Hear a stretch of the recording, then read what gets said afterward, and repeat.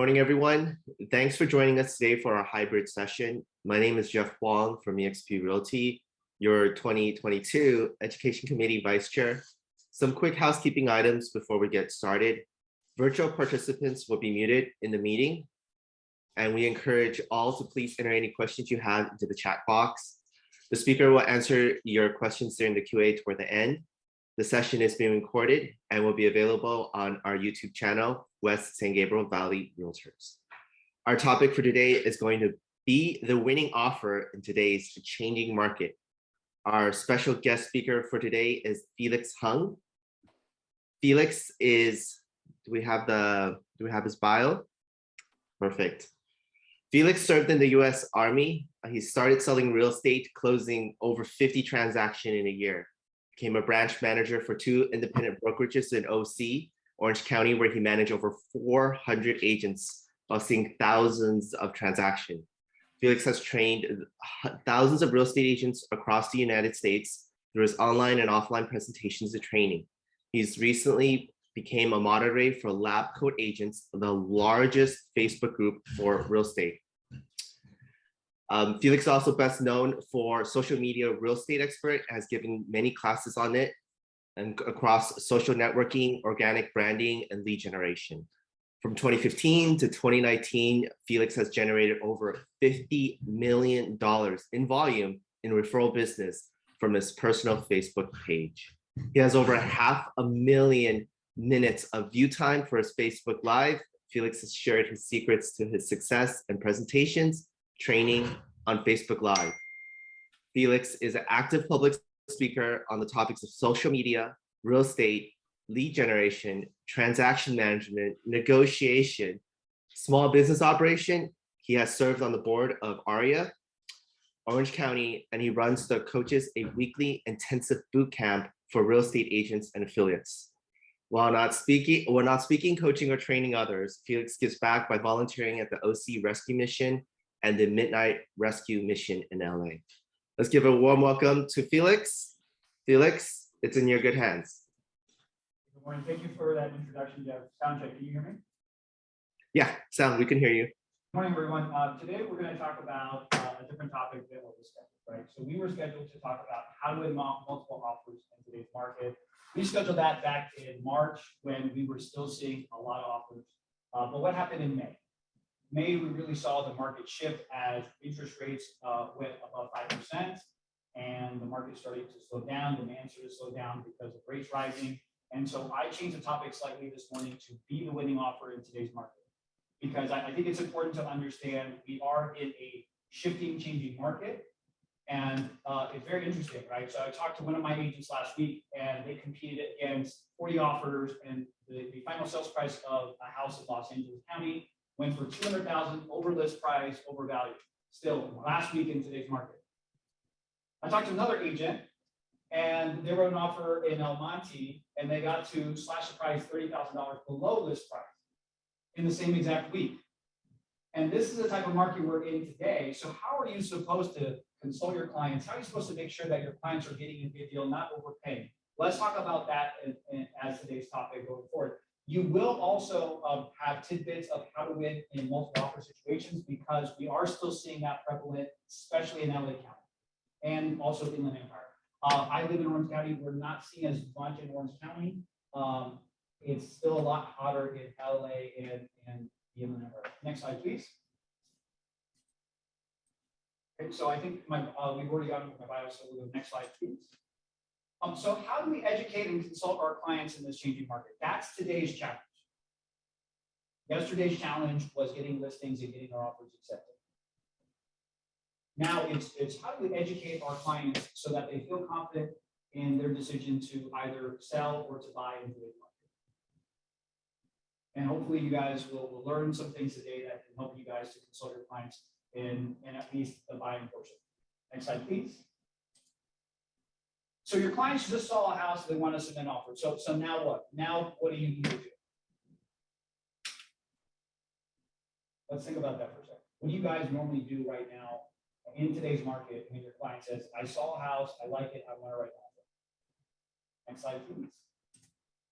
Okay. So that's a part of today's agenda. We're going to talk about preparing your client to get their offer accepted, especially in a changing market. So how do you in the same market see something that's going for 200,000 over and another one that's maybe going for less than list price and consult a client about that? That's going to be our challenge. If you're able to do that, you're going to still have a great market, right? And every single market, there are people that need to buy and they should buy. There are people that should sell and they should sell. And it's our job to consult them the right way, identify who should buy and identify who should sell and help them to move forward, okay? Number two, we're going to talk about how to make your offer stand out. No matter the market, you have to write a great, clean offer that stands out. And it speaks professionalism. So we're going to talk about that. Number three, we're going to talk about how to communicate with a listing agent. So just because the market's shifting and changing does not mean our communication goes down. It means the same thing. It's got to go up. Okay. And then we talk about buyers' concerns in this changing market. And then I'll give you some tips for winning multiple offers because we are still seeing multiple offers prevalent in LA County. 3-4 months ago, it was on every single house. That is no longer the case, but we are still seeing that probably 10% of the offers that are out there are still going into multiple offers. South Pasadena, hot markets are still seeing multiple offers. Next slide, please. Okay, so number one, we have to start preparing our clients to win in this market before they write. And so that starts with the buyer consultation, right? Next slide. So what are you guys discussing in your buyer consultation? Are you guys doing a formal buyer consultation? I would tell you that this is a must in this changing market. When I started real estate, I gave a consultation on the fly. What's your name, sir? Horizon. Horizon. So if Horizon was my client, I would show Horizon a house and I would sort of give Horizon advice while we were touring the house, right? And I thought that was a consultation. And I remember back in 2006, I was doing about 10 million a year, and one of my RE/MAX colleagues came to my office and said, "How come you are always fixing problems?" And I said, "What do you mean? You know, I'm selling 40 houses a year. I'm doing good. What do you mean? What do you mean I'm fixing problems all the time?" I was literally running around every single day putting out fires, putting out fires, putting out fires. And he said, "Felix, why aren't you doing a consultation?" No, I consult my client. No, I told Verizon about, you know, the next steps in the process when I was showing him the house. He said, no, that's not what I mean. I mean, actually sitting down with them for a good hour and a half and walking them through the process. And I said, no, that's a waste of time. I was also 25 at the time, so please forgive me, right? My ignorance at the time, being young and stupid, right? Today, I would say, wow, we have to do a consultation. So let me give you today's example. I got a referral from Seattle 2 months ago. So it was when the market started changing. And we did 3 hours of upfront consultation with that buyer from that referral from that Seattle agent. In 2 weeks, we got them into escrow and they closed 4 weeks later. So 6 weeks from the time we got the referral to closing them, start to finish. But that was because the client understood the market. The client understood exactly what they needed to do in today's market. And they did exactly what we recommended. We didn't force them to, we didn't have to convince them to do it. It was through consultation upfront, asking them a lot of questions about their home search, what they want out of this, what their goals are, what their motivation is. And through that, we were able to get them to where they needed to be to accomplish their goal. I'm not here to trick anyone. I'm not here to lie to anyone. I don't want to have my buyer have buyer's remorse. I want them to be happy when they buy. And that takes a lot of upfront consultation in a formal setting. Whether it's on Zoom today, whether it's in your office, we have to do a formal buyer consultation. And specifically, we need to talk about market conditions. This is what's happening in today's market. We're seeing increased inventory, which is a good thing. And let me have a sidebar conversation here. A lot of us didn't get a license until after 2009. You guys have seen a seller's market run like no other for more than a decade. I got licensed in 2004, so I've seen the changing market. I've seen the fluctuation. And I will tell you that although we have an increase in inventory, we're still in a seller's market. But Felix, I heard last week in San Gabriel, Monte, in Temple City, that something went for $50,000 below list price. Yes, those things are happening. Yes, but not every single house. And those sellers are selling at that price because they probably need to move quickly. So let's understand the marketplace. What is a seller's market? Seller's market is defined as anything that's 3 months or less of inventory, standing inventory. And in every single LA city, we have less than 3 months of standing inventory. We have probably right now 1.2 to maybe 1.5 months of inventory. But here's the problem, and here's what people are seeing. Just a couple months ago, we were at 0.5 and 0.6 months of inventory. So yes, the inventory doubled, but we still have a housing shortage today. So we have to understand that first going into this situation to consult our clients right away. So if they see Verizon sees a dream home, I would say Verizon, we still need to write today because tomorrow it's going to be gone. And I'm not pushing Verizon forward because of my own personal gain. I'm trying to do what's best for Verizon and his family because he likes the house. I don't want him to regret losing the house because he wants to wait and think about it. Can people wait and think about it today? No, they need to make a quick decision still because we are still in a housing shortage. So what is a neutral car market? 3 to 6 months of inventory. We're not in a buyer's market until we're 6+ months of inventory. But are you guys hearing, just like I'm hearing, that people are saying it's a buyer's market already? That's just not true. It's not true. We don't have the inventory to be in a buyer's market right now. We definitely have a changing market. We definitely have a slowdown in the market. We're still in the seller's market overall. Number two, we are still seeing multiple offers, just like what I mentioned to you guys. I've got team members fighting tooth and nail against 30 and 40 offers still in LA County. And also in Inland Empire. Things are still going for 30, 40, 50, 60 over list price. So how do I identify those situations so that your client doesn't lose in a multiple offer? But at the same time, how do we make sure that our clients are not overpaying in those situations at the same time? We'll discuss that today, right? So some homes now have room for negotiations. And how do you identify those homes? We'll talk about that also. Next slide, please. So first, when you're going through a buyer consultation, before you write an offer, you must understand their why.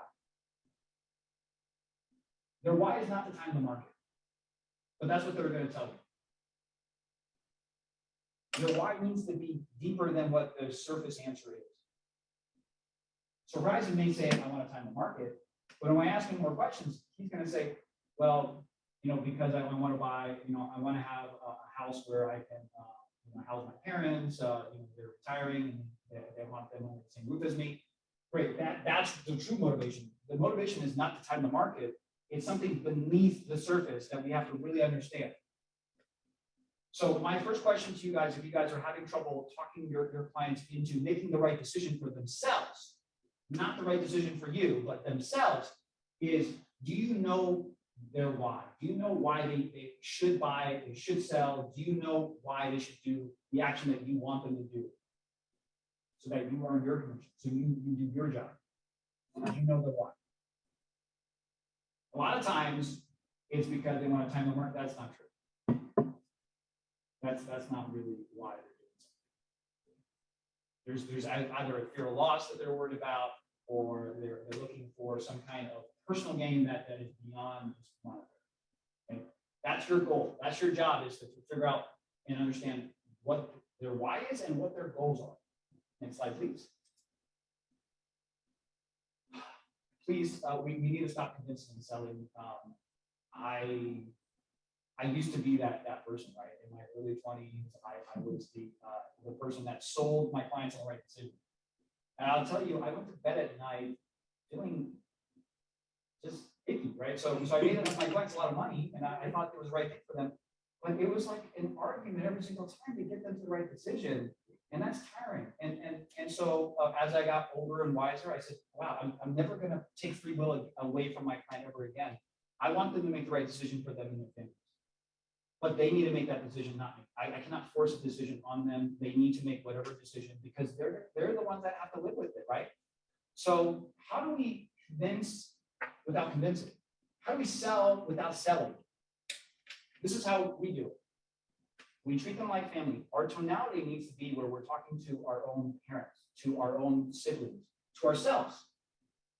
And you got to really be genuine and authentic about that, but use MLS stats. So I'll give you an example. The last buyer I personally helped was looking in Fountain Valley.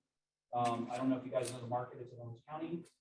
They're looking for a single family house. And in that market, the houses were going for renovated 70 to 160 over list price at the time. And so my client was a senior director at SoCal Edison, and I said, hey Matt, look, this is renovated, so it went for 85,000 over list price. Hey Matt, this is renovated, so it went for 110 over list price. And I just went through the last 60 days of sales for a single family that was at least a 3-bedroom, 2-bath, that had at least a 7,000 square foot lot size. And I said, these are the stats. So the range that you have to be in, if you're gonna play, is 70 over list price to 160 over list price. And so the first time he wrote an offer, he wrote for 50 over list price. What happened? We lost. But do you know why he wrote for 50 over? Because he didn't like the house that much. And I was okay with that. He said, well, I like it, but it's not perfect. Let's offer this price. Let's offer $1 million. Okay, well, $1 million didn't do it. I said, well, actually, if you really like it, you need to be $1.30 million at least. He didn't listen. He went against the stats, but that was his decision. So I said, Matt, are you okay losing? Yeah, I'm okay losing. It's not perfect, but if we get it, I think it's worth $1 million. I'd be happy with it. Okay, awesome. So you're not going to live with regret if you don't get this, and I'm using stats to help you to know where you need to be at. So next house, he said, wow, I think this is the one. We went for 95,000 over list price. What happened then? We got it. We were in the window, right? And so I don't hear enough agents using stats to show their clients where they need to be at. Unrenovated, we could have gotten a house 30 to 70 over. Renovated started at 70. Nothing sold for less than 70. And the average was probably about 110. Okay? So please stop convincing and selling. Let's serve our clients by using stats and giving them all the information so they can make an educated decision. That's what we like. That's what we prefer. Next slide, please. So this is our old dialogue. We would say, hey, on a scale of 1 to 10, Horizon, how much you like the house? 1 meaning you hate it, 10 meaning you love it. Next slide, please. The reason I'm asking this, Horizon, is you said 8 out of 10, so it wouldn't make sense to make an 8 out of 10 offer. I'm just matching how much you like the house with the strength of the offer that I'm going to write for you. And then I'm going to also double check and say, so Horizon, an 8 out of 10 offer for this house in fill in the blank, West Covina, El Monte, Covina, Glendale is X. How does that sound? Horizon can say, hey, that sounds good. Let's move forward with your strategy. Or he could say, I don't like that. I think that's too high. Hey, Horizon, if you think that's too high, are you okay? You're going against stats. Are you okay that your likelihood of getting drops? You probably won't get it. Are you okay with that? Yes. Okay, I'm okay submitting that. I'm going to go sleep at night. Some of you guys want the market to teach your client. Well, this is the correct way for the market to teach your client, where they'll actually get in line with where they need to be at within 2 or 3 offers, not 6, not 10. I hear people losing 16 and 20 offers, and I'm thinking, wow, you're just not getting consulted the right way, or someone's not strong enough to tell you where you need to be at, the truth of where you need to be at to get an offer accepted. And if we did that last year, we lost our clients a lot of money because the market was going up 1 and 2% a month. We were not strong enough to give our clients the right advice. We were losing them a lot of money last year. Let's not do that this year. Let's make sure that we're giving them sound advice come through. So you use your experience, how many years you've been in the industry, or your mentors or your office manager's experience, to determine what is an 8 out of 10 offer in this market on that listing that they like. And you write it up and you say, how do you like this? Does this sound good? Are you comfortable moving forward here? And if they can say yes or no. That's their decision. I'm just here to present what I know from my experience and my experience on the market. Next slide, please. Okay. But I need you, so this is where it really, the rubber meets the road. I need you to drop this house into 1 of 3 buckets. It's either I like it, I love it, or I must have it. And Horizon, if you say I like it or love it, it's gonna be okay that you don't get it. Next slide. So if you just like it or love it, hey, don't shed any tears to me. Don't cry to me if you don't get it, because hey, if you must have it, we got to write an offer still in the changing market where we make sure that we can secure this house. Okay? So instead of you guys making the decision for your client, I would say put all of the control in their hands with the right information, and they're going to make the right decision for themselves. So this is what I say, because these are my magical words, because I never, ever want someone to feel like I push them forward into a house. Or I let my limiting beliefs on the marketplace prevent them from paying more for that house. Oh, no. I don't think you should pay that much in Temple City. Oh, no. I don't think you should pay that much in Arcadia. I never want my personal opinion or my belief on the market to dictate where they live and how they live their life. So my magical words are, I don't want you to regret winning this offer and overpaying for it. I also don't want you to regret underbidding and losing this house. What is that magical number where you would actually congratulate the person for paying more than what you would have? So we ask tough questions, we get good, tough answers from our clients, and from those tough answers, we're able to formulate the exact right offer we need to move them forward. Next slide, please. Is this making sense, guys? Is it helpful? So we want to test their max also, right? So I've also had clients, just like you guys, where they said their limit was 650, but it was actually 670, and they regretted not going up to 670, right? Have you had that happen? I've had that happen, right? So let's test their max. Next slide, please, Tom. So you said you didn't want to pay more than 530,000. Well, what if you knew someone was willing to pay 545, 540, 545, right? So that's the question, right? And so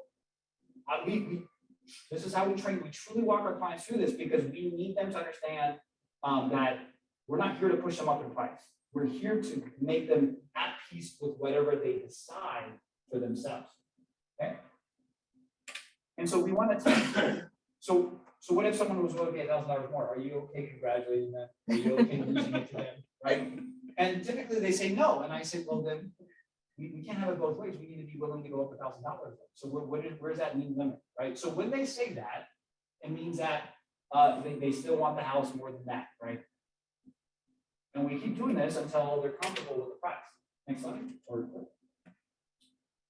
If you want to take a screenshot of this, this is exactly how I train my team, and I will not even review their offer unless they give me these 10 responses. So these 10 questions will help you, save you in today's marketplace, because it will tell you if you should be going guns a-blazing in and knowing that you're going to have to compete against multiple offers, or it's gonna know if you need to just be the first clean offer through and taking it off the market, right?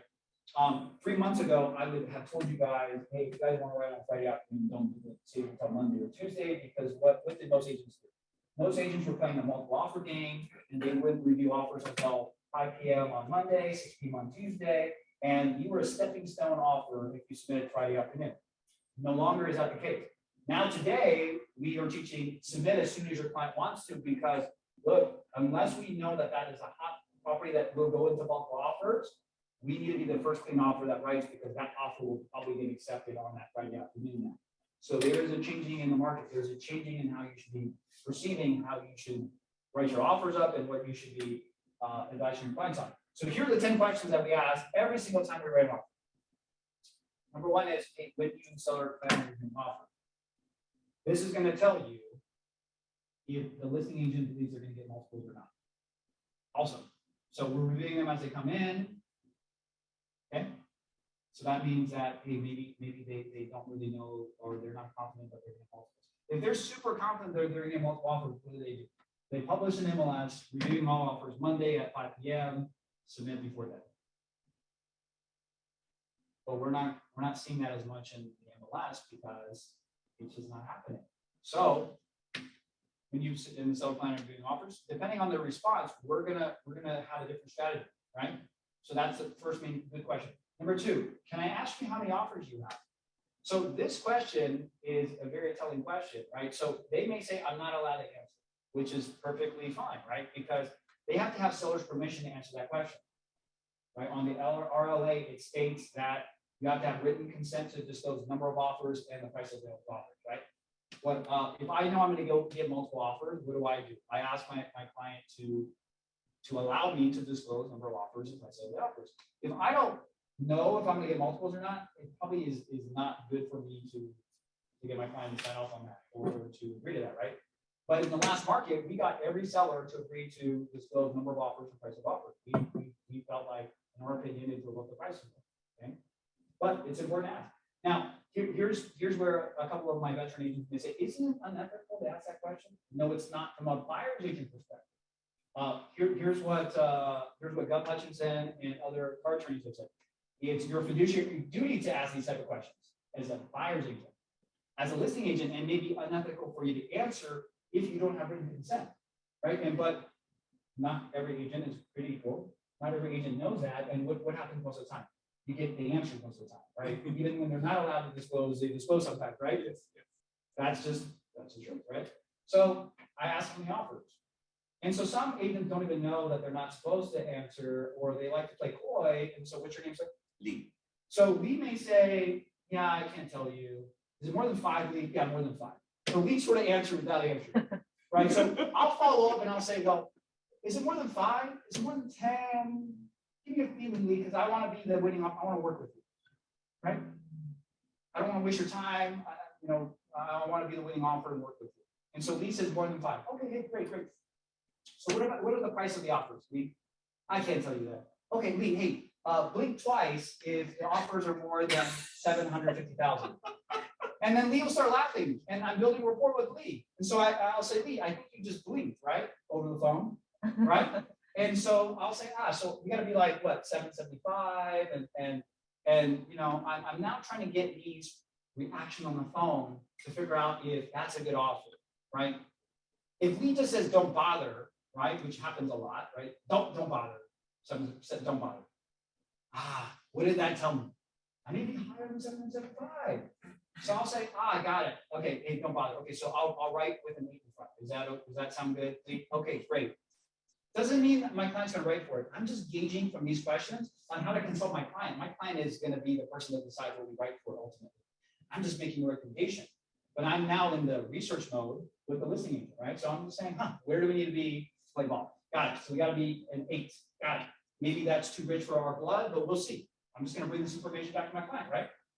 So then I'll say, hey, are you representing buyers yourself, Lee? Are you representing buyers yourself? I answer the question now. Just a Sure, number sure, 3, yeah. because I will forget after the end. Okay. I have seen some offer written by an agent, say 5% above the highest offer. Is that legal? Meaning that they don't even want to test the highest offer, but they want to get it so bad. If it's $1 million, I'll So Lee, your question is that is, okay? I've seen agents write 5% over the highest offer. Yeah, I've seen. Is that legal? Yes, it is. So that's called an escalation clause, and yes, it's legal. But we need to make sure that they have the assets to actually move forward and actually buy the house at that amount, right? So they're writing a blind offer 5% more. I would just caution you to vet them out to make sure they can actually move forward and pay. But yes, It's okay to do that kind of stuff. Because Yes. then in some sense that you are actually getting the property. Yes, we can have a whole discussion separately on escalation clauses and things like that, but it is legal. It's legal, okay. So then I asked number 4. So number 4 question is, are you representing buyers yourself? Okay. And so they have to answer you honestly, right? So this is part of the Realtor Code of Ethics. So are you representing buyers yourself, Lee? He says yes. My only correct response is, Lee, I hope you double it. I hope you double in, but just in case your buyer isn't the right offer for your seller, I hope you work with me. That's the only right response ever, no matter the marketplace. Because if I say, oh my gosh, Lee, wasting my time, you're just going to double in this. Why am I even writing? Someone you want to work with, right? Yeah. But these are actual conversations that I hear that agents have, right? I said, why did you give the listing agent a tough time to double in it? They're going to do what they're going to do. Can you prevent that from happening? Can you? If you call them unethical, is that really going to help your cause? No. So let's kill them with kindness. We say the opposite. We say, I hope you double ended. That's just in case your offer isn't the best for your seller. I hope you work with us. Right? Number 5. What else do you and the seller want to see in the offer? What do you guys want to see? I still ask that today, even though it's a changing market. So even though we feel like that we're going to be only offering competing with the seller, I'm still going to ask this question, because then it may justify us dropping the price even more to 20, 30, 40, 50 below list price, but we give them everything they want or need. Okay. So what else do you want to see in the offer? Number 6, what is most important to your client? Is it the highest price? Is it about their timeline? Is it about getting the rent back? What do they want to see? Right? So we know from the last market that sellers would literally take an offer $20,000, $30,000 lower for a free rent back. I don't know why that made sense to them. Because it's the same, they just pay out of their own pocket, but they would really want that free rent back. So that's how we construct our offers, right? So what's most important? And number 7, who are your preferred vendors? That's a very old school question. When you know that you've been in the business 15, 20, 30 years if you ask that question. Because on the old RPAs, we used to ask that question all the time. We would say, hey, who are your preferred vendors? Let me just write them in. Ask that question anymore because every listing agent now counters seller to select all services. But I still ask that question, and it shows, oh, this guy's been doing this a long time.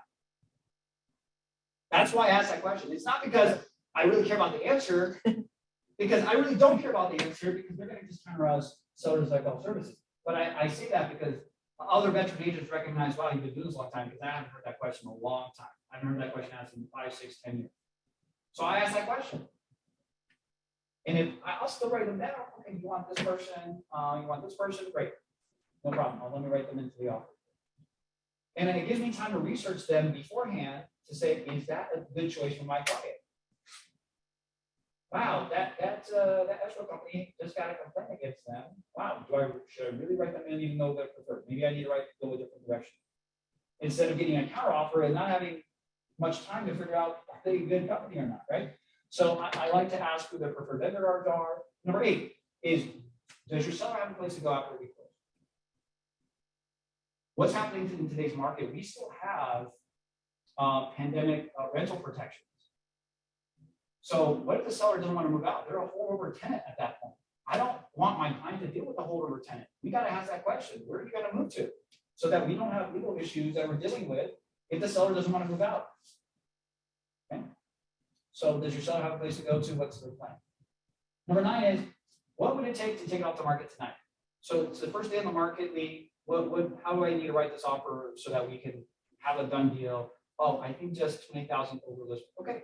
All right, I don't know if my client will do that lead, but let me go talk to my client. I'll get back to you. We win a lot of offers like that just by asking, what's your dream offer? What's your client's dream offer you want? I don't know if my client will go for it, but tell me what it is. I'll see if I can get you there. Okay. Number 10 is, hey, is there anything else that we can do to be the offer? It's almost like asking number 5 again, but after I've asked these questions, most times the agent is a lot more nice to me. They feel my professionalism, and then they'll actually answer differently. And so that's why we ask question number 10. Next slide, please. Yes, Lee. On 4. Yes, yes. On 4, I don't know if you remember what 4. I hope you double ended. Yeah, this is number 4. So let you finish this. I have a question. So this is exactly the only right response. So I remember back in 2013, I had 40 short sale listings. I had a Glendale agent. Now that's my friend now, but at the time he was a jerk. One of the top agents in Glendale. He called me and he said, "How many offers do you have on this? You've been selling Glendale?" And I said, "No, this is my first listing in Glendale." "Well, I sell everything." "Oh, that's good for you. You sell everything in Glendale."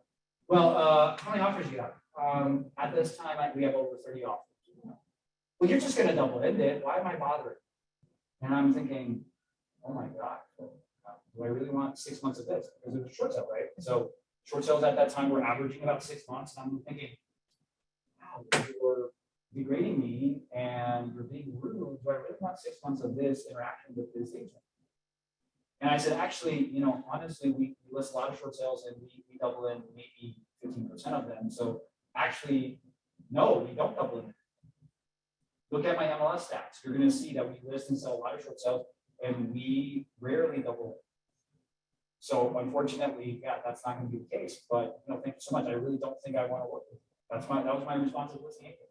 We have 30 offers. Why would I want to work with you? You sound like a jerk. Right? So that's where I learned this. I said, hey, so how would I answer that question? If I was asked how, are you representing the buyer? How would I answer that question? I would say, well, I don't want to piss the listing agent off. And I've been using this since 2017. So Here's what's happened since 2017. We're normally the second offer that comes through. So let's say he double ends it because he needs to. His family, like, he needs the money. Hey, awesome. I don't care what the reason is. They're going to double end it. They're going to double end it. So he double ends it. It falls through a week later. He's got 5 other offers. You know who he's calling back? Me. Because I was nice. I was respectful. I told him to double end it. I wasn't one of those agents that resisted that felt like that was uncomfortable. That felt like that discussion was a waste of time as soon as they heard double end or representing my own buyer. I hope you do, Lee, and I hope it works out for you. But just in case it doesn't, we're here. We'd still like to be back there. Comes across different, right? Lee, you had a question? The question is mostly a price consideration if he wants to work with you because he knows the price of the current buyer's offer. So what consideration is? So what- meaning let's say, and make it up, let's say his offer is 50,000 for the buyer. You almost have to buy from him the price that this buyer is offering, his friend, whatever. He say, okay, I'll offer 55. So is it mostly 90% like he'll work with you because you have a higher price? So Lee's question is will the listing agent pick your offer or work with you in most occasions because of the highest price? Yeah. I would say, generally speaking, yes, but that's not the most important term for everybody. We've gotten offers accepted upwards of 50,000 less than the highest price, and we were still the offer that was selected for other reasons. So don't sell yourself short, is what I'm saying. What would be the other? On the fast close, so I would say what sellers are looking for is the most money that can close quickest. So let's say, yeah, so all cash. So why would all cash be appealing, right? So everyone says all the time I hear in presentation, all cash is king. Why though? Let's think about why cash is king. Because typically cash is 7 to 15 day escrow. There's no appraisal contingency. They'll typically take it in less than perfect condition. So they typically will take it in as true as is condition with no repairs, right? And so that's why the cash offers are typically the ones that win. I beat cash offers all the time, but without being the highest offer with this strategy. And it's also, hey, who's the agent behind it? What's the professionalism behind this to get it to closing? But to answer your question, it's contingencies, it's price. It is a lot to do with price. It is how quickly you can close. It could be your affiliates that you pick and their reputation, right? And I'm not going to name any affiliates and the reputation out there because I don't think it serves us. But there are lenders that can't close anything less than 60 days, right? We know who they are. Let's not name who they are, right? And when we see those people come across, we know that when they write 3-week closing, it's just not going to happen. The seller needs to decide, are they willing to wait that time frame, 50, 60 days or longer to get paid? Right. So there's a lot of negotiable terms. It's understanding which negotiable terms are out there and which ones are important to that specific seller. We don't know if they have another destination to move to. We don't know what their plans are for their equity. So I don't want to make a blanket statement that says it's always about money. But it's mostly about money for investors, right? So if it's an investor, we see that investors are less likely to take less money. They're willing to wait a 30, 40-day close to get more money typically. But I'm also still, I don't want to make any assumptions there. I take it situation by situation by taking them through that series of questions. Next slide, please. So my client isn't realistic. Should I still submit an offer? Yes. Yes is the answer, right? So you should always push your clients to submit an offer because here's what happens, right? So Fung's my client. Fung says, yeah, would they take 60 below list price? I would say, Fung, I don't think so based upon the market MLS stats. But if I can't convince you otherwise, let's submit at 60 below list price. So we submit at 60 below list price, and we get a no response, which is rejected offer. Okay, so we don't get a response. They don't get to counter us. We don't get any response. Okay, so what is my next move? My next move is to say, hey, Fung, let's track this house. Okay, this 102 Main Street in RP. Let's track it until it closes. And we track it until it closes, and we say, there was 3 other interested parties. We were offer number 4. It did actually sell for 30,000 below or above the list price, and so hey, you want to go 60 below? We're 90,000 from where the market's at. So I use it as a learning experience there. And then so the next time Tom says, hey, what about that one street over? I'll say, hey, Tom, remember what happened last time? We got to probably be at around 30 to 50 over list price according to MLS stats. But just like the other one that we saw, the one in Main Street. So are you ready to go there? Because that 60 below didn't work out. I want you to lose another house that you really love. And that's how we do it. We're not trying to sell or convince. We need to stop selling and convincing. We just need to educate our clients the right way, give them all the information, let them make a decision without pushing. We just talk to them like we talk to ourselves, we talk to them like we talk to our family, and that's how we get our offers accepted. A lot higher than in the last market, we were still getting 60% of our offers accepted because we did it. So, but we always push. Here's why. If Fung doesn't write, Fung always thinks she'll never check the MLS, she'll never check what that 102 Main Street in Arcadia sold for. She'll think that she could have got it for 60 below. Well, I could have got it. Well, I don't know why we didn't write it. I could have got it. Right? And so, a couple things. I don't want my client ever to think that they could have got it. I also don't want to live with regret. So if she wrote and lost, it's better than never writing, because never writing means that they're still not writing to where the market's at. When they write, they feel like they did everything they could to get that house. And I want them to be at peace, to feel like they did everything they could to get that house. And so I still recommend that you guys push your clients to write, even if it's not reasonable, because they're going to be at peace with whatever happens on the other end. Next slide, please. Okay, so how do you make your offer stand up? Next slide, please. So before you write your next offer, please completely read the new purchase agreement. There's another revision coming up pretty soon to the RPA. Okay, make sure you understand, right? So we had one, the last update was December 14th. Do we understand this update? Because there's another one coming. I don't know the date, but I was told by my association it's coming out the next months. Okay, so completely read the RPA. Make a list of things that you don't understand and take it to your team leader, your manager, your broker. This is a must. This is a must. Do you know how many times as a team leader I have to discuss like legal issues with my team, and they think that if you're in default, you automatically lose your deposit, which is not true. You guys know if your client's in default, your client doesn't automatically lose the deposit. Also, if the other party defaults, you know that you automatically don't get to collect. You know, so many people don't know that. So many people don't know that. And it's right there written in the RPA exactly what would happen if we would just read it. So when that doesn't happen, what happens first? You know, mediation is built into our RPA. Mediation has to happen first. And then if the arbitration paragraph is initial, then arbitration has to happen next. Okay? So we have to understand that so that we're not giving a right or wrong advice to our clients, right? We can definitely get their deposit. This is what I hear from listing agents all the time. And my response to them is, you better talk to your broker, because that's not the case. And we're going to make life horrible for you if you try to get their client's deposit.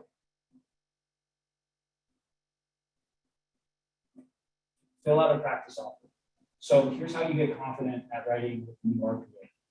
Maybe you've been out of business for a while, maybe COVID took you out of business for a while. Fill out a practice offer. Write on your own house. And then take that practice offer to one of your leadership people and say, how does this look? Am I filling it out right? Take one of Gov Hutchinson's operating classes. It's great. I mean, he comes around once a quarter typically to all the associations and trains on that. So take an RPA class from your association.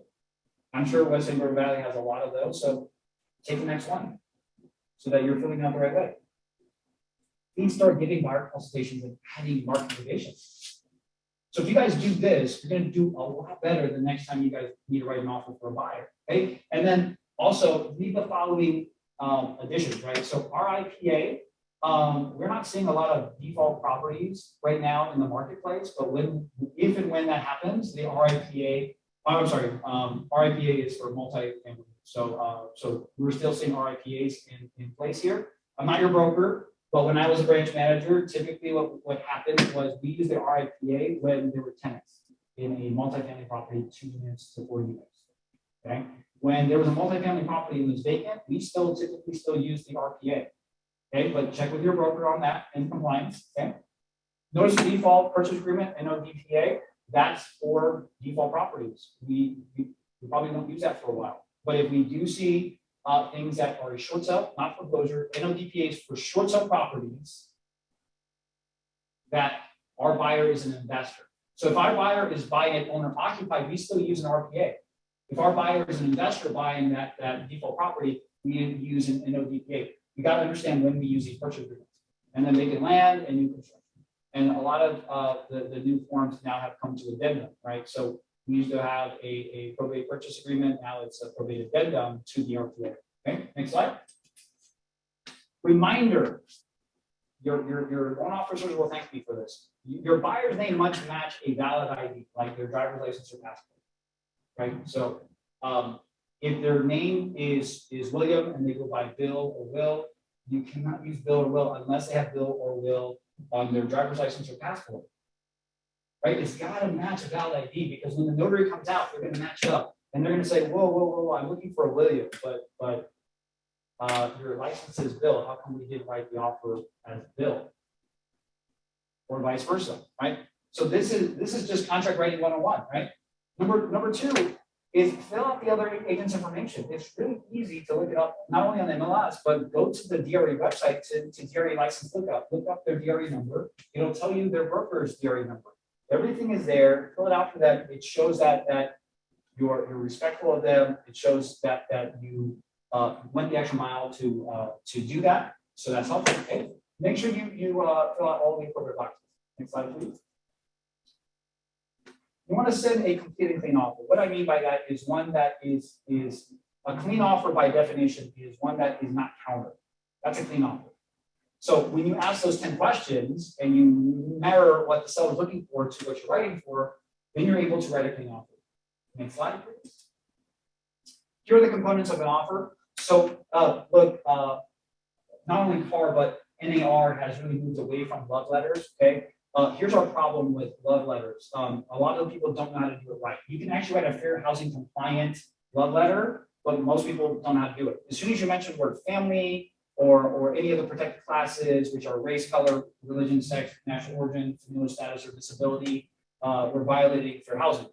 Here's what I've seen, and people don't realize it. My client loves a house. They want to start a family there. Fair housing issue. They have a large family. This house is perfect. Fair housing issue. They don't realize what they're doing, right? But you can actually write a fair housing compliant love letter. Do you know how you do it? You focus on what the attributes of the house they love. So you can get your, but again, on the RLA, they have to allow love letters, period. So these client writes a love letter. It's fair housing compliant. It depends on if my seller is accepting them or not, according to my RLA, right? But if they're accepting them, and these clients says, I love what you've done with the house. I love this about the house. I love this feature. I love this neighborhood. That's compliant because they're talking about the house. They're not talking about themselves or protected classes there. Okay. You write a cover letter. I'm old school. We used to use fax machines. And what was with our fax machines was a fax cover letter. And so I basically took the old fax cover letter and I put it in email form. So our cover letters are very long emails that display all of the attributes of our offer. We tell you everything. Here's our offer price. Here's our down payment. Here's our close of escrow date.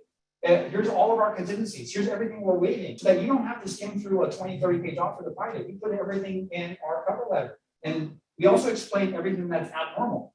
And you're going to see that these are gift funds from our buyer's parents. So the proof of funds is actually in a different name. That's their parents. They're getting them a $200,000 gift. Why are we trying to make the listing agent decipher all of that? Let's just give it to them and tell them everything that's abnormal, okay? And then depending on the strength of the buyer, if they're putting a large down payment, we put proofs of funds down first. If their proof of funds or their down payment is normal or low, we lead with the buyer's approval letter, whichever is stronger. Then our signed purchase agreement, and then any supporting documents that the listing agent has asked for. We put all of that in one PDF. One PDF. Next slide, please. Why one PDF? Because when we need to assume that they're going to get more than one offer. And when you're dealing with this, you want to make sure that they don't feel like you're annoying by hitting them 4 or 5 different attachments. I know this is a very hot topic because a lot of buyer didn't say the listing agent needs to do their job. Well, if you're one of 30 offers, it's going to stand out the wrong way. Is my comment that. Okay, next slide. And I know we're to the Q&A section here, so we're going to finish up real quick here. So look, you're building a rapport on first contact with this. So as soon as you schedule that showing, the rapport building starts. It's not when your clients are interested right now. And so this is a typical cover letter email format if you guys want to take a screenshot of that. But we're expressing what features the client likes about the house. We push that, right? So why would someone pick a lower offer? Because they feel like the offer is not going to fall through. Why would they feel like an offer is not going to fall through? Because we're expressing to them how much the client loves the house or loves a specific feature of the house. Next slide, please. Communication, don't over communicate, don't be annoying. Next slide, please. Slide. Okay, buyer's concerns. Next slide. So guys, we have to get better advice in this market. So there are buyers that should buy, and there are buyers that are financially capable, financially stable to buy, that want to live in the house a long time. And that's always true. And those buyers should buy. We're also seeing a lot of short-term rental people, Airbnb people that are buying, and it still makes financial sense for them to buy. Okay. But if you guys are running into a lot of buyer questions and concerns, I'm going to tell you it goes back to a solid buyer consultation. If you say I have a difficult client, my first question to you is, did you address that difficult issue that the client has in a buyer consultation? Okay, I'm going to open up the questions out because I want to be respectful of your time. What questions do we have? Jeff, what questions do we have out there? At this point, we don't have any questions. You were very detailed with your presentation. Is it okay to continue on a couple more slides? Yes, please. We've got a few more minutes. Yeah. Okay, perfect. So I don't want to compete with other offers. Hey, number 5. Hey, you know what? Buyer, you're lucky in this market. You're able to do that. We have to. So to be the offer that doesn't have to compete with other offers, we need to make sure that we're the first offer at the door. So we still need to see this house within the first 24, 48 hours that's on the market. And then we need to be ready to write. And if you want to do that, that's fine. Now, there's still going to be properties in LA County that are super hot that will get 20, 30, 40 offers on it. But we are seeing a slowdown. So as long as we don't run into one of those super hot properties, yeah, I think it's possible that we can get you into a new house without competing with other offers. That was not something I would even dream of saying 3 months ago, right? Do you think the price will continue to go up in specific zip codes? But we are seeing an adjustment on the horizon. We don't know how much. We don't know for how long it's going to last. Most economists are still saying that they see certain zip codes in our Southern California market will continue to go up this next year. All we're forecasting right now is the next year. We don't know really now what's going to happen. So again, if it makes sense for you guys to buy long term, it's just like the stock market. If there's an adjustment, as long as you're not selling during that adjustment period, you'll be fine. So we just need to make sure that you're buying long term. Is it a good time to buy? Well, it depends on your finances, depends on your motivation, why you buy. Should I buy now? I don't know. I need to learn more about you, right? So I never say it's always a great time to buy. I say, well, it depends on your financial situation and depends on why you're buying. How can I find good deals? Hey, great question. Hey, so what is your definition of a good deal? So I can identify it in this marketplace. And I can maybe find it for you. But a couple of strategies are maybe looking for things that are high days in market, maybe things that are not moving, maybe set the listing agent priced it. But yeah, we can potentially find some good deals for you. But what is your reasoning and purpose? Are you looking for a flip? Are you looking for a short-term hold? Or you just want to pay below market value to buy? What is the motivation? Next slide. Yes, Steve. Back. Go back. Question 2 and 3 will be later. Yeah, 2 and 3, we're talking about you don't want to overpay, or 1 and 2. 1 and 2 are related. I was looking at 1 and 2 and 2 and 3. In this, as I said, in this overheated market,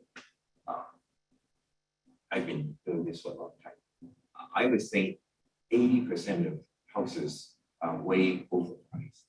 And the bank or the appraiser, whoever that or maybe I go, appraise that property, tend to go with whatever you're offering. And maybe in certain instances, let's say $1 million home, and they'll probably say, okay, 950, so it's not that big of a difference.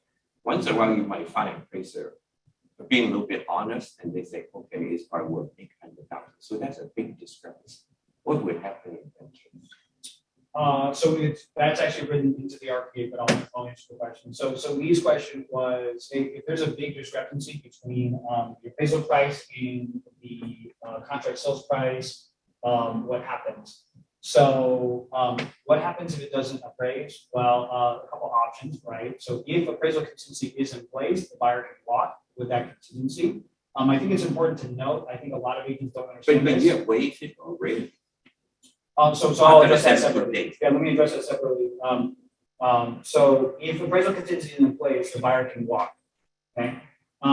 Here's something really important. Anyone watching this here on replay, if you guys have, if you waive the appraisal and the appraisal comes in low and you still have financing contingency in place, a lot of agents believe that you can still cancel for financing contingency. That is not true. That is not true. Those are two separate contingencies. You need to talk to your broker about that because we see a lot of people get themselves and get their clients in trouble because they say, well, I'm still protected with low appraisal with financing. No. If you read the financing contingency, it says that it's everything that has to do with the loan except for the appraisal. Yes. So you got to read the RPA. You got to really understand the RPA. So many people believe that you can still cancel for financing contingency, and that is not true. That is not true. Okay. So what happens in that scenario? Well, if you already release appraisal contingency, I would honestly tell you to get out for physical inspection. Like if you're my agent and you told me, Felix, it came $200,000 short, what do? I would say, do you still have physical inspection contingency? And I would say, you got to cancel for home inspection. Yeah, but there's nothing major. You still got to cancel for home inspection because we can still cancel. So here's the thing. The listing agent can ask you why you're canceling, but you are not obligated to tell them why. You're only obligated to reference a paragraph on the cancellation. They can't demand a reason why. So we've had sellers demand a reason why. We say we don't have to tell you by California law. We don't have to tell you why we're canceling. We're referencing a paragraph, and we're saying the paragraph references physical inspection. Yeah, but I thought the home inspection came out perfectly. I thought everything was fine. I'm sorry, that's the paragraph we're referencing, and we still have that contingency in place. You cannot ask us any more questions about this. This is why you guys have to understand this. Does it make sense to you? This is why you have to understand your RPA, because it is a chess game. And you guys have to understand how you move the chess pieces, right? So in actuality, right, in this market, we've also had it where we've been honest with the listing agent. Hey, we can cover about 50,000 in an appraisal gap. We're 100 short. We got to renegotiate or cancel out through. Can I write that as an addendum or amendment within the RPA saying that it is so much of far apart? So Lee's question is, can I write a cap to the appraisal? Yes, you can. So can I write a cap to the appraisal gap coverage so that if it's over that gap, my client can walk away? Yes. So here's what I recommend if you're doing that. Keep the appraisal in place. Okay, so if you guys want an appraisal gap limit, then keep the appraisal in place and write buyer to pay up to $50,000 over appraised value up to a sales price of, or a contract sales price of, and put the contract sales price in there. And so it caps how much your clients are willing to pay over. But here's what's really important to understand. Again, this is understanding the RPA. In the RPA, it says if it doesn't appraise, the seller can renegotiate. So seller, even though the buyer writes that in there, it's just really saying, hey, seller, we're willing to do this. The seller is not obligated to automatically do that if the appraisal comes in short. It's still up for renegotiation. Yes, I agree. So this is where it gets confusing because buyer's agents write buyer to pay $50,000 over appraised value. So they think, well, it didn't appraise, so I automatically get it for 50 over appraised value, right? That's not true. Yeah, that's not true. According to the RPA, go back to the RPA, it says if it doesn't appraise, right, what happens? Seller and buyer need to renegotiate or cancel. That's it, right? And so a lot of buyer's agents think, well, but we wrote it in and they signed off on it, so didn't they agree to that? but it goes against what's written in the RPA, so RPA supersedes what you're writing in there. Right? So it's important to know. This is just a sidebar question. I do commercial investments and they don't have that type of restrictions. Let's say I buy an apartment with 200, 300 units. Actually, I have a little bit time doing my due diligence on whatever goes wrong with that unit. So physical inspection is probably one of them, and I have to say. But in residential, it's a little these different. question or these comment was he also does commercial and so he has physical inspection as a way out of his due diligence period, inspection period during to cancel with commercial. Commercial is a different animal. Yes, you can write in whatever contingency you want in a commercial deal, and so there's a lot more ways to sort of get out of a commercial deal than residential. Residential is done in a fashion where it's fairly easy for a buyer to get out, and it's pretty difficult for a seller to get out. Near impossible for a seller to cancel escrow, right? So that's how our RP is written. Thank you. Yeah. Any questions out there now, Jeff, from the field? Yeah, we do. Thanks for asking, Felix. This question is from Ken. If the buyer says, I am not sure if I want to buy, how are you going to answer? Question from Ken is, if the buyer says, I'm not sure I want to buy, so I would say, well, why would you want to buy in today's market? Like, what is your motivation? So I still need to figure out why they're saying that. So some buyers may say that out of trying to negotiate with you to not really act serious. So maybe you pressure them to move forward. Some people do actually want that sales pressure. So, but that's not my style. So if that was someone sitting across from me, I would say, well, why are we talking? we got to figure out like what your motivation is, because I'm not a pushy person. So if you want me to sell you on buying, I don't know enough about you or your situation, your goals to determine that. So why do you want to buy? Where do you want to be in 5 years in your life financially? And I can sort of tell you at least if I think you should buy it today. But yeah, that's we need to know more about that buyer in that situation to even assess if they should buy or if they should sit on silent. Any other questions out there, Jeff? No, those are the questions. Thank you. All right, so I think I got a couple more slides, so I know we're running a little bit over, but sounds like we have a captive audience for continue on. Next slide, please. Next slide. Tips for winning multiple offers. So real quick, so we can end this. Next slide, please. First thing is give seller concessions. So do you know that a lot of sellers right now have a lot of equity, but they don't have a lot of cash on hand in their bank account? So did you know that the buyer can actually give a seller a credit for like moving expenses and things like that? You can do a partial release of deposit for things like that. And that allows the seller to be able to make their next plan, to get that rental truck, to get the rat pack, to rent these things, to move on to their next destination. And so you can do that, and that can help a transaction for you. Next slide, please. Use local companies that people know, right? So use West Angel Valley approved vendors that everyone knows and everyone uses. That makes the listing agent and the seller comfortable. Next slide. Build a relationship with the top agents in the area, the top listing agents and the top buyers. We literally do this. So I will call people and say, oh, hey, manager at Coldwell Banker George, hey, Felix, hey, long time no talk. Bill, hey, how's it going? Yeah. So one of my agents is writing on one of your agents' listings. Can you put a good word in for us?